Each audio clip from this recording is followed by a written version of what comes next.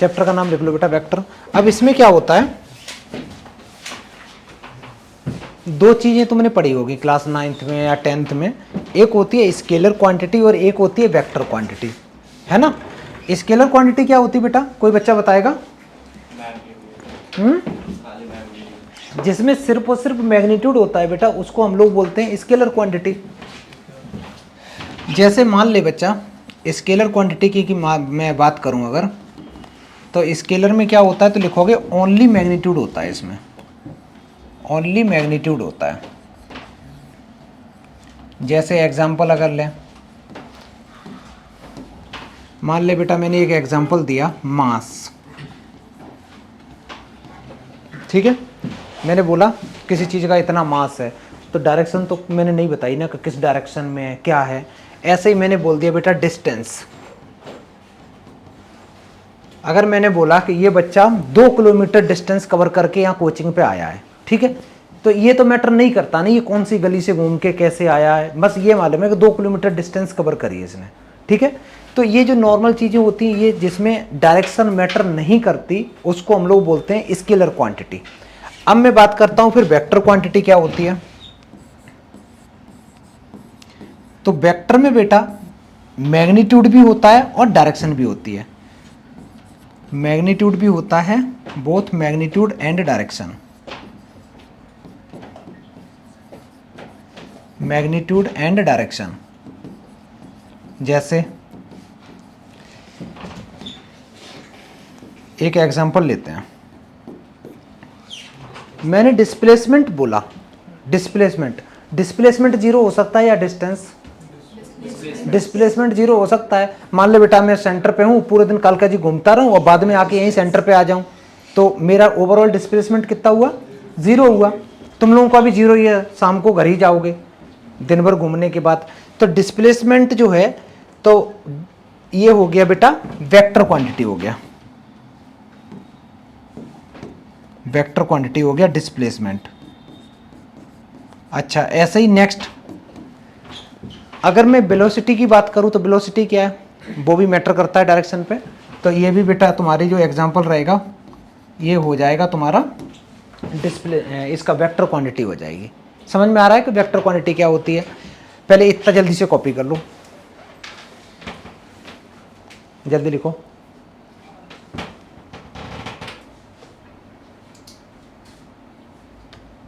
अच्छा अब सुनो, इतना लिखा, इसके बाद में पहले एक छोटी सी हेडिंग डालो बेटा, geometrical representation of vector.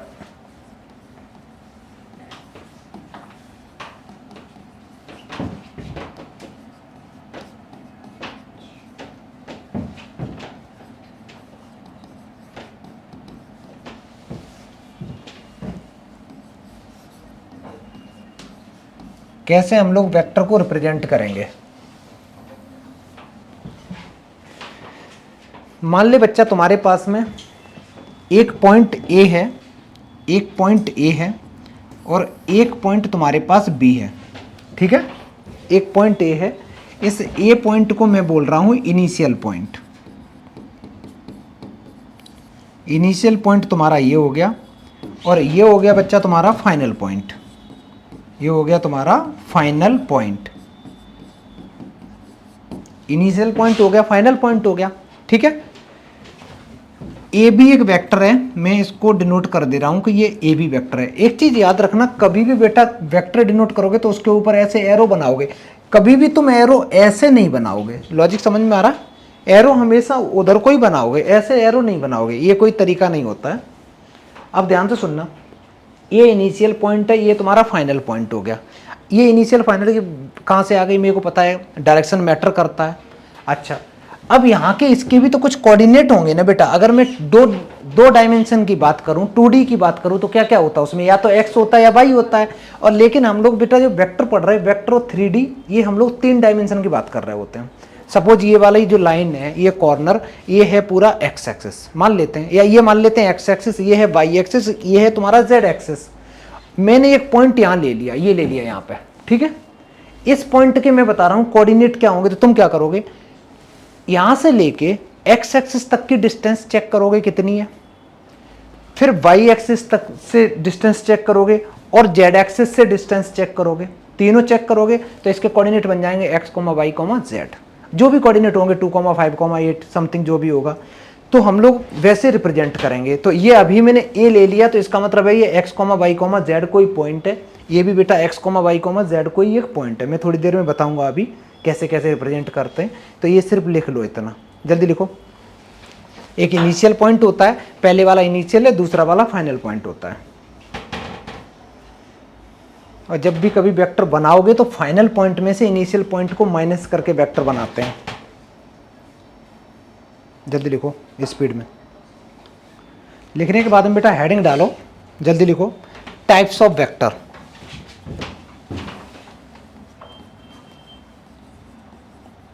Types of vector. Types of vector में सबसे पहला पॉइंट लिखो बेटा नल वेक्टर।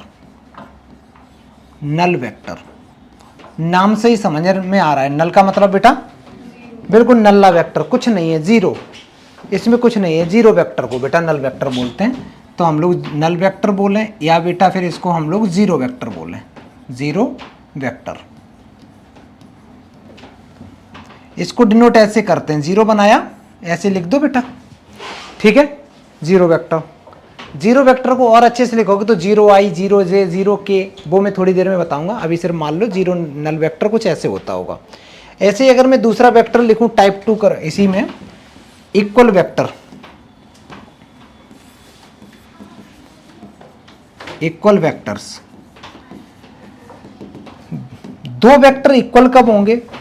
दो वेक्टर इक्वल तब होंगे, देखना यहां पे देखते रहना। मान ले बच्चा मैंने एक वेक्टर बनाया, ये इसका नाम मैंने लिख दिया ए वेक्टर, ठीक है। इसी के नीचे मैंने एक वेक्टर बनाया, ये इसका नाम लिख दिया मैंने बी वेक्टर। पहले तो ये बताओ इन दोनों वेक्टर का जो डायरेक्शन है वो एक तरफ है, और दोनों वेक्टर जो है ना डायरेक्शन भी एक तरफ है बेटा, और दोनों वेक्टर पैरेलल भी है, ठीक है। अब लेंथ चेक करो, इसकी लेंथ और इसकी लेंथ भी तो इक्वल है, ये लेंथ भी मैटर करती है, ठीक है, दोनों की लेंथ भी इक्वल है। जब सब कुछ इक्वल है बच्चा तो इसको हम लोग बोलेंगे कि ए वेक्टर जो है वो मेरा बी वेक्टर के इक्वल है। जब उनका मैग्नीट्यूड और उनकी डायरेक्शन सेम होती है then only we can say equal vector. जल्दी लिखो, दोनों चीजें अगर सेम है तो ये इक्वल वेक्टर बन जाएंगे।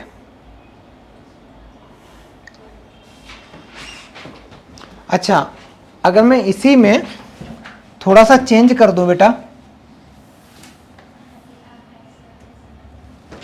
अगर इसी में मैं थोड़ा सा चेंज कर दूं, एक वेक्टर लिखा बेटा मैंने ये ए वेक्टर, और एक मैंने ये लिखा बी वेक्टर, ये दोनों इक्वल होंगे क्या? ये नहीं, क्या दिक्कत है इनमें? मैग्नीट्यूड अंतर है, तो A vector is not equal to B vector हो जाएगा। अगर मैं ऐसे लिख दूं बेटा, एक वेक्टर मैंने यहां कर दिया और एक वेक्टर छोटू मैंने ऐसे कर दिया, अब बताना दिक्कत क्या आ रही है इन दोनों में? बहुत बढ़िया, तो A vector is not equal to B vector है क्योंकि ये डायरेक्शन अलग हो गई दोनों वेक्टर की, ठीक है। जल्दी लिखो, कॉपी करो।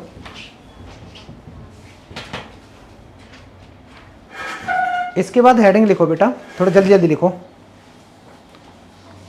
इसके बाद हेडिंग डालोगे को इनिशियल वेक्टर, चेंज कर दें ये, 3rd नंबर पे लिखो को initial vector.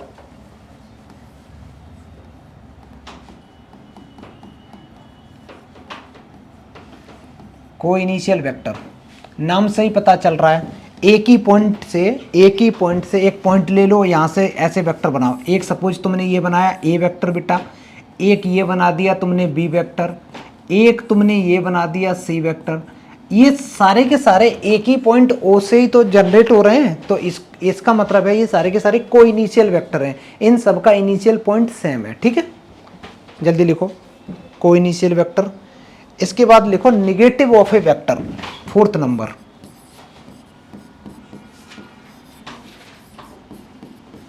Negative of a vector, किसी भी वेक्टर का नेगेटिव कैसे लिखेंगे? बड़ा आसान है, बड़ा आसान है। राइटिंग सुधार बेटा, अच्छा अच्छा लिखो ना, ऐसे नहीं, हाँ हाँ थोड़ा सही से लिखो। अब नेगेटिव ऑफ ए वेक्टर कैसे लिखेंगे ये एक बार देख लो सारे बच्चे। एक मैंने वेक्टर लिखा बेटा देखते रहना।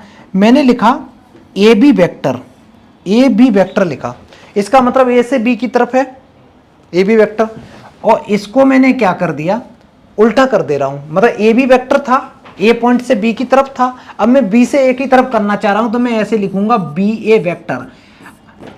कभी भी एक गलती मत करना कि मैंने ए बी वेक्टर लिखा तुम लोग ये कर दो कि सर ऐसे ना लिख दो, लो ये तरीका नहीं होता, ये बदतमीजी है। हम एरो तो ऐसे ही बनाएंगे, बस करेंगे क्या, उसकी डायरेक्शन चेंज करने का मतलब होता है कि जो ए बी है तो उनकी पोजीशन चेंज कर दो। ये क्या कह रहा है तुमसे बताना, बी से ए की तरफ और ये ए से बी की तरफ। जब बेटा हम चेंज करते हैं तो उसके आगे माइनस आ जाता है, समझ में आ गया। जब भी हम चेंज करेंगे तो माइनस आ जाएगा। ये लिख लो, ये हो गया निगेटिव ऑफ ए वेक्टर।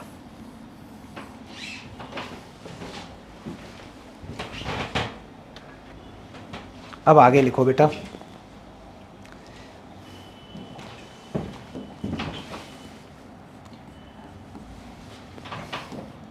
अगर मैंने एक कोऑर्डिनेट सिस्टम बनाया, एक मैंने कोऑर्डिनेट सिस्टम बनाया बेटा, इधर बनाया मैंने एक एक्स एक्सिस बनाया, एक बेटा मैंने वाई एक्सिस बनाया, और एक मैंने जेड एक्सिस बना दिया। एक एक्स एक्सिस, वाई एक्सिस और जेड एक्सिस बना दिया। ये एक्स एक्सिस हो गया, ये तुम्हारा वाई एक्सिस हो गया, और ये तुम्हारा जेड एक्सिस हो गया। हम लोग बेटा वेक्टर पढ़ रहे हैं तो वेक्टर 3 डायमेंशनल में ही पढ़ रहे होते हैं। वेक्टर 3D दोनों चैप्टर एक दूसरे से लिंक हैं, ठीक है। जो एक्स एक्सिस, ये तो तुम्हारा ओरिजिन है, एक्स एक्सिस है, एक्स एक्सिस को हम लोग डिनोट करेंगे आई से, आई कैप से, ठीक है, आई कैप। वाई एक्सिस को डिनोट करेंगे जे कैप, और जेड एक्सिस को डिनोट करेंगे बेटा के कैप, ठीक है। ये नई चीज़ सुनने में आई है।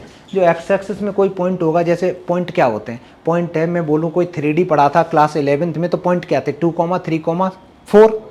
तो 2 हो गई एक्स की वैल्यू 2, और 3 हो गई वाई की वैल्यू, और 4 हो गई बेटा जेड कोऑर्डिनेट से कितनी डिस्टेंस है, ये हो गई।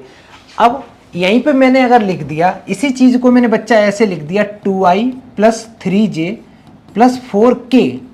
इसका मतलब ये है कि जो i है, i का मतलब एक्स एक्सिस में जो है, क्योंकि यहाँ पे आई जे के जैसे ही लग गया तो ये वेक्टर क्वांटिटी हो गई, ठीक है। तो वेक्टर क्वांटिटी डिनोट कर रही है कि अच्छा ये आई में है, ये जे में है, ये के में है, के का मतलब जेड एक्सिस हो गया, ठीक है। तो यहाँ पे नई चीज हम लोगों को आई जे के सीखना है, ठीक है छोटू। अब मैं आगे लिखता हूँ कैसे। नहीं, कैप होता है, मैं लिखता नहीं हूँ बार बार। हालांकि देखो बेटा, लगना तो लिखने का तरीका तो ये होता है, ठीक है। अब यार ये जो बार बार कैप मेरे से लगती नहीं है, तुम लोगों से लग जाए तो अच्छी बात, मैं तो आई जे के ऐसे ही लिख देता हूँ, ठीक है। वो उसकी कोई दिक्कत नहीं है, वैसे आदत डाल लो ऐसे कैप बनाने की, ठीक है।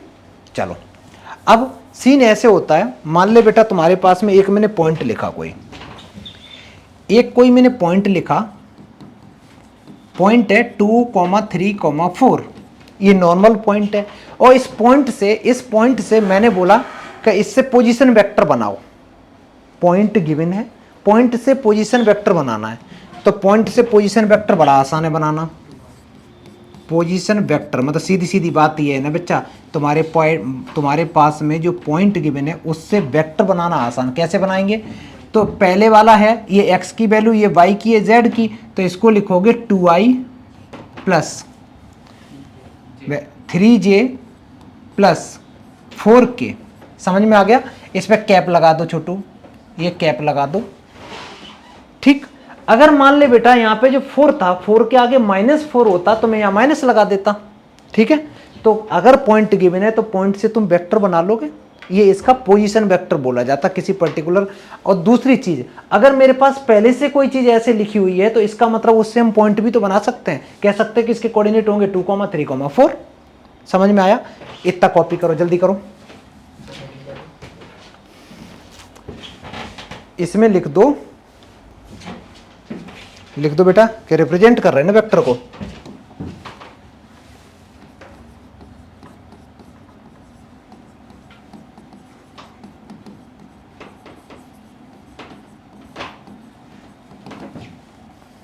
लिख लो ये पॉइंट।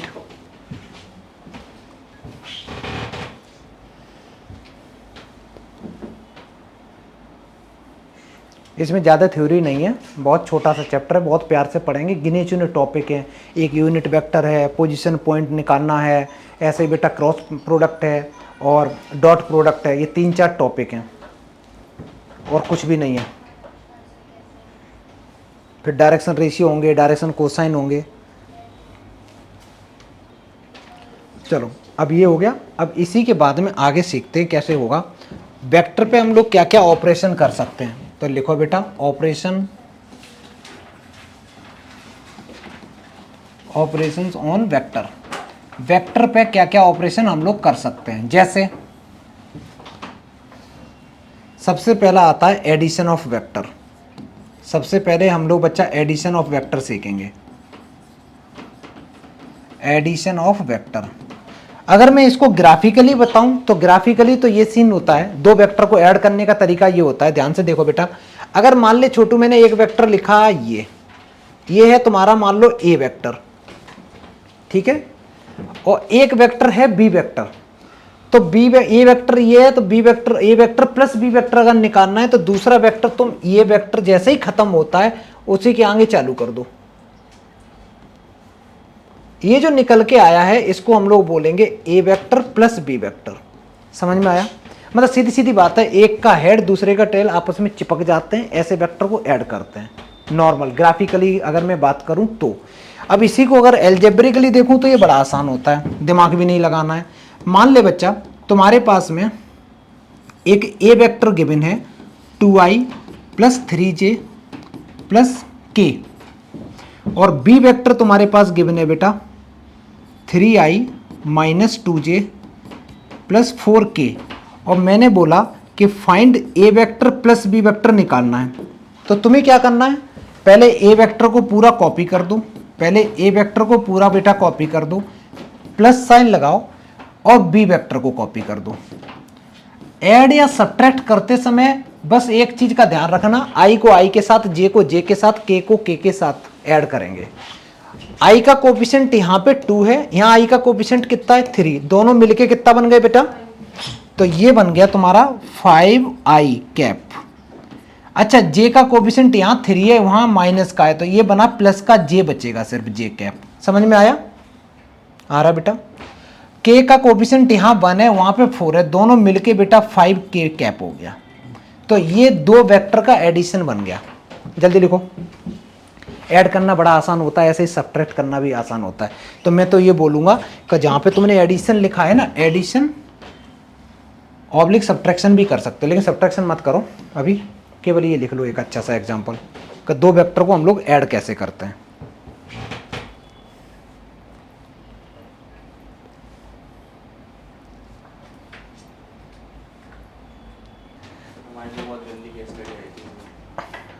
कोई बात नहीं बेटा, अब सुनो ध्यान से देखो।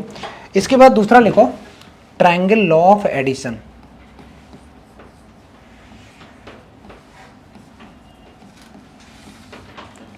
ट्रायंगल लॉ ऑफ वेक्टर लिख दो।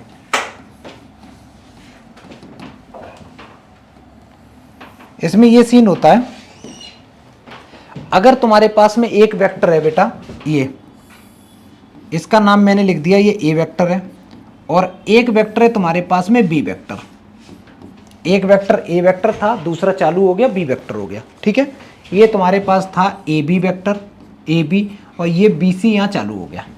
तुमसे बोला जाए कि इन दोनों को ऐड करके बताना है, तो ट्रायंगल का यूज ऐसे करते हैं, इसका इनिशियल पॉइंट से लेके और जो फाइनल पॉइंट उठता है वहां तक बेटा इन दोनों को हम ज्वाइन कर देंगे। तो ये जो वेक्टर निकल के आया है इसी को बोलते हैं ए वेक्टर प्लस बी वेक्टर। ये होता है इन दोनों वेक्टर का सम, ठीक है। अगर मेरे पास में कोई बोले कि A B vector equal to कुछ दे रखा है और बी सी वेक्टर कुछ दे रखा है, पूछे फाइंड ए सी वेक्टर, तो तुम क्या करोगे, इसको और इसको ऐड कर दोगे, ये तुम्हारा वेक्टर आ जाएगा, ठीक है। जल्दी लिखो, ये बना लो बेटा। इसको और अच्छे से लिखो तो ऐसे लिख लो, A B vector plus B C vector equal to A C vector. A B vector plus B C vector equal to A C vector. ऐसे ही हम लोग एक पैरेललोग्राम का भी लॉ देखेंगे बेटा, इसके बाद तुरंत जल्दी करते रहो।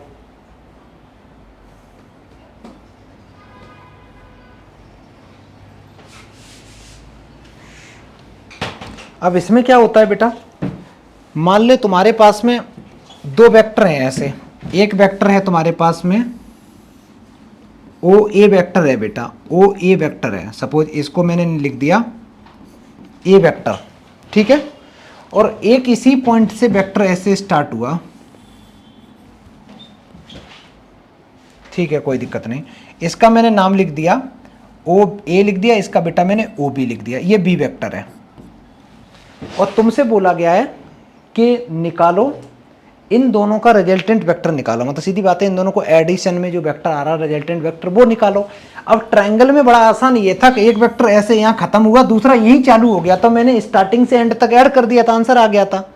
लेकिन यहाँ दिक्कत ये है कि एक ही पॉइंट से दो दो वेक्टर स्टार्ट हो गए। अब मैं कैसे बनाऊं, तो इसको ऐसे करेंगे, यहाँ पे मैं पैरेललोग्राम बनाऊंगा। कैसे बच्चा, इस line co dot dot dot dot dot dot dot dot आगे बढ़ाया, इसके पैरेलल मैंने एक वेक्टर बना दिया, और ये जो वेक्टर था इसके पैरेलल मैंने ऐसे वेक्टर बना दिया, ठीक है, ऐसे कर दिया। अब ये वेक्टर, इन वेक्टर को मैं यहां से लेके जो ये वेक्टर बनाऊंगा बेटा बीच में, ये इन दोनों का एडिशन बन जाएगा। इसका नाम चलो सी लिख दे रहा हूं, तो ये बन गया ए वेक्टर प्लस बी वेक्टर। तो तरीका क्या है लिखने का, तुम ऐसे लिखोगे कि O A vector plus O B vector equal to होगा बच्चा ओ सी वेक्टर के। इसको हम लोग बोलते हैं parallelogram law of vector addition. अच्छे से बना लो बेटा, ऐसे करके डायग्राम बनाओ। सर वो कौन सा होगा जिसमें अंडर रूट के अंदर कुछ कर देते हैं, फिजिक्स में यूज करते हैं? ये सारा आ जाएगा बेटा, टेंशन नहीं ले, अभी तुम करते रहो। तुम्हें वेक्टर अभी तक टफ लगता होगा, वेक्टर पढ़ोगे पता चलेगा इतना ही आसान था। बहुत आसान है वेक्टर, बस एक एक चीज को बहुत ध्यान से पढ़ना है और आसानी से पढ़ना है, टफ करके नहीं पढ़ना है। पहले तो हेडिंग लिख लो बेटा, properties of scalar multiplication. Scalar का मीनिंग कोई नंबर, कोई कांस्टेंट, कोई वैल्यू जिसकी कोई डायरेक्शन वायरेक्शन नहीं है, ठीक है। बड़ा आसान है ये तीनों प्रॉपर्टी, देखना बेटा ध्यान से देखो। पहली प्रॉपर्टी कहती है कि कोई k है और एक a है, ये दोनों के ऊपर कोई वेक्टर तो लगा नहीं, कोई ऐसे एरो तो लगा नहीं, तो ये स्केलर क्वांटिटी है। इसके साथ मल्टीप्लाई क्या कर रहा है, कोई वेक्टर कर रहा है। तो मल्टीप्लाई करने का ये तरीका है, बिल्कुल आसान तरीका है। ये कांस्टेंट है, तो ये जो a है इन दोनों के साथ ऐसे मल्टीप्लाई करेगा। तुम कहोगे कि बैक साइड में है, तो बैक साइड से ही पीछे चिपक जाएगा, सीधी सीधी बात ये है। तो ये ऐसे रहेगा k into A vector plus a into A vector. समझ में आया, नॉर्मल मल्टीप्लाई कर दिया बेटा। अच्छा इसको बताओ, ये k और m दोनों ही कांस्टेंट है, तो इसको अगर तुम आगे पीछे भी लिखो, मान ले बेटा k ऐसे लिख दिया और m a वेक्टर में ऐसे लिख दूं, कोई फर्क पड़ेगा क्या? कुछ फर्क नहीं पड़ेगा। मैं इनको एक साथ भी पहले कांस्टेंट का मल्टीप्लाई कर दूं किसी वेक्टर में तो कोई फर्क नहीं पड़ता। अच्छा ये दे रखा है k आगे मल्टीप्लाई कर रहा है दो वेक्टर में, तो ये आगे ही तो दोनों के चिपक जाएगा जाके। तो इसको तुम क्या लिख सकते हो, k into A vector plus k into B vector. Normal, कुछ नहीं करना है इसमें, इसमें दिमाग भी नहीं लगाना, बस लिख लो, अच्छा लगेगा। ये बिल्कुल कॉमन सेंस की बात है। अगर मैं एक एग्जांपल देके बताऊं, मान ले बच्चा a वेक्टर इक्वल टू तुम्हारे पास गिवन है 2i plus 2j plus k, और मैं तुमसे बोलूं बता बच्चा 5a वेक्टर क्या होगा, जल्दी बोलो, सॉरी जल्दी बोलो। तो बस 5 का सब में मल्टीप्लाई कर दो, यही तो मैं बोल रहा हूं, यही तो प्रॉपर्टी है। ये क्या कह रही है, किसी कांस्टेंट का मल्टीप्लाई कर रहा हूं, ठीक है। अच्छा दूसरा तुम ये भी कर सकते थे कि दो वेक्टर थे, पहले तुम इन दोनों को ऐड कर लो, ऐड करने के बाद जो k है उसका मल्टीप्लाई कर दो, या फिर पहले दोनों का मल्टीप्लाई कर दो बाद में ऐड कर लो, एक ही बात है, ठीक है। तो ये कितना बन जाएगा, ये बन जाएगा 10i 10j प्लस 5k। समझ में आया, तो ये प्रॉपर्टी यही थी और कुछ भी नया नहीं है। आगे बढ़ते हैं बेटा, अब हेडिंग डालो। जो इंटरेस्टिंग चीजें जहां से काम की बातें स्टार्ट होती हैं वो है यूनिट वेक्टर। यूनिट वेक्टर से पहले हम लोग लिखेंगे मॉडुलस ऑफ अ वेक्टर। सारे बच्चे हेडिंग डालो, modulus of a vector. Modulus को मैं बार बार बेटा मैग्नीट्यूड बोला करूंगा, ठीक है, मैं उसको मैग्नीट्यूड बोला करूंगा। अब इसमें क्या होता है, ध्यान से सुनो। अगर मान लो तुम्हारे पास में एक वेक्टर है और इसको डिनोट करेंगे भाई मॉड वाले साइन से। अगर मान ले बेटा तुम्हारे पास एक ए वेक्टर है जो लिखा हुआ है A1 I cap plus B1 J cap plus C1 K cap. जैसे A1 B1 C1 मैंने क्या लिया, जैसे 2 3 4 नंबर लेते हैं ना, ऐसे ही मैंने कुछ ले लिए और मैं बोलता हूं कि ये जो वेक्टर है इस वेक्टर का मैग्नीट्यूड होगा और डायरेक्शन भी होगी। ठीक है, डायरेक्शन तो यार ऐसे कॉमन सेंस डायरेक्ट बताना थोड़ा सा पॉसिबल नहीं होता है। कोई वेक्टर में बोल दूं 2i plus 3j plus 4k और मैं बोलूँ डायरेक्शन बताओ, थोड़ा सा टफ है डायरेक्शन बताना। लेकिन मैग्नीट्यूड किसी भी वेक्टर का तुम डायरेक्ट निकाल लोगे, किसी भी वेक्टर का। कैसे? अगर मैं इसका मैग्नीट्यूड बोलूं तो तुम बोलोगे सर मैग्नीट्यूड इसका हो जाएगा, इसका मैग्नीट्यूड हो जाएगा ए वेक्टर पे 2 डंडी लगा दो, इसको बच्चा मैग्नीट्यूड बोलते हैं। और मैग्नीट्यूड निकालने का तरीका एक सुंदर सा रूट लगाओ। आई का जो भी कोफिशिएंट है, आई का जो भी कोफिशिएंट है इसका होल स्क्वायर, जे का जो भी कोफिशिएंट है इसका होल स्क्वायर, प्लस के का जो भी कोफिशिएंट है इसका होल स्क्वायर। ये फॉर्मूला बन गया। ठीक है, आगे सुनो, अभी लिखो मत ना छोटू, थोड़ी देर रुक जा, 1 मिनट। अगर मैं एक एग्जांपल दे के बताऊं, मान ले बच्चा मैंने ए वेक्टर लिखा, अगर मैंने चलो ए वेक्टर लिखा और वैल्यू ले ली मैंने 2i प्लस 3j प्लस के नहीं माइनस का 2k कैप, कैप तुम लगा लेना है, मेरी आदत नहीं है कैप लगाने की। और मैंने बोला बच्चा कि तुम्हें क्या करना है, तुम्हें इसका मैग्नीट्यूड निकालना है। तो मैग्नीट्यूड निकालने की सुंदर सा अंडर रूट लगाओ। आई का कोफिशिएंट कितना 2 का स्क्वायर 4, 3 का स्क्वायर 9 माइनस 2 का स्क्वायर 4, ये आंसर आ गया 4 4 8 16 17 रूट। समझ में आया बेटा? आया? अब इंटरेस्टिंग चीज ये है कि मेरा सवाल ये है, क्या कभी किसी वेक्टर का मैग्नीट्यूड 0 हो सकता? फॉर्मूला तुम्हारे सामने है। पहला सवाल तो ये है, क्या कभी किसी वेक्टर का मैग्नीट्यूड 0 हो सकता है या नेगेटिव हो सकता है? तो नेगेटिव तो हो ही नहीं सकता। क्यों नहीं हो सकता? क्योंकि यार भाई हम स्क्वायरिंग कर रहे हैं तो नेगेटिव का तो सवाल ही नहीं बनता। अगर पहले से नेगेटिव अगर अवेलेबल भी है मार्केट में तो वो होल स्क्वायर बन के ऐड करोगे पॉजिटिव होने वाला है। अब मेरा सवाल ये है, क्या कभी भी वेक्टर का मैग्नीट्यूड 0 हो सकता? तो हाँ या ना बोलो ना। हो सकता है भाई। अभी अभी मैंने थोड़ी देर पहले 0 वेक्टर पढ़ाया था ना, 0 वेक्टर जो बताया था, तो 0 वेक्टर को अगर मैं रिप्रेजेंट करूं तो ऐसे नहीं कर सकते हो, 0 आई कैप 0 जे कैप 0 के कैप। तो ये कौन सा पॉइंट हो गया? ये ऑरिजिन वाला पॉइंट हो गया, ऑरिजिन वाला पॉइंट हो गया। ठीक है, आगे सुनो, लिखो मत ना, रुक जा बेटा। ये पॉइंट हो गया।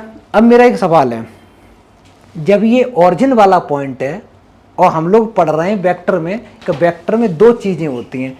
एक तो वेक्टर क्या होता है, स्केलर क्वांटिटी होती है, और एक वेक्टर में क्या क्या होता है, एक तो मैग्नीट्यूड होता है। तो मैग्नीट्यूड तो समझ में आ रहा है कि 0 है, और दूसरी चीज क्या होती है इसमें, डायरेक्शन। या तो 0 वेक्टर में फिर डायरेक्शन किधर होगी? 0 वेक्टर में डायरेक्शन किधर होगी? दिमाग लगाओ थोड़ा सा।